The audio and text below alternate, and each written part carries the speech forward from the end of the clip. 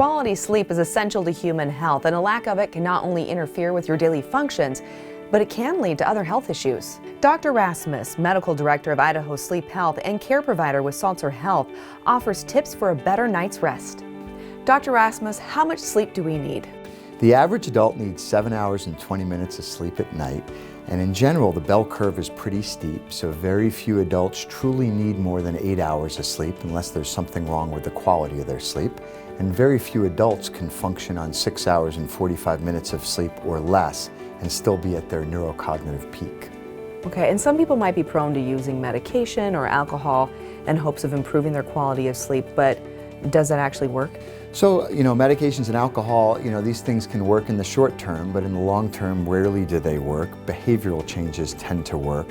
And alcohol in particular might get you to sleep, but you get light fragmented sleep rather than deep restorative sleep. And hence, you wake up several times throughout the night, you don't feel rested in the morning, and you're tired the following day. Okay, what about the tendency to use an iPhone or a smart device before you go to sleep, or keeping it by your bedside?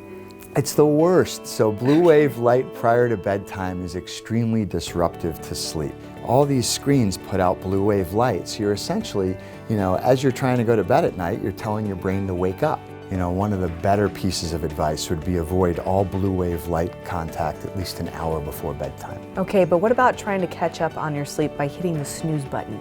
The best thing to do would be a consistent wake time, which would then allow you to fall asleep earlier the next night and hopefully catch up on your sleep then. And you mentioned this already, but what is the biological clock and what role does it play in our sleep?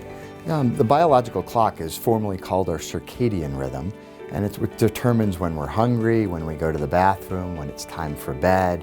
Hormones are released according to our biological clock, and most of us function on a 24-hour clock. There's people with disorders associated with biological clocks, whether it's shift work and people are working at night when their clock is telling them to sleep. And then there's some other circadian rhythm disorders that are either seen in elderly people, or there's advanced circadian rhythm disorder in the elderly, delayed circadian rhythm disorder in children, which affect when people can go to sleep and how easy or difficult it is to get up in the morning. Okay, so there's a lot more for you to share. Where can people go so they can learn more about this topic and so many others? So if you go to salterhealth.com, we have links to patient information on these sleep disorders, and there's also a link to our podcast. We recently did a 45-minute podcast which goes into a little bit more detail about all these sleep disorders. Dr. Rasmus, thank you so much. Thanks.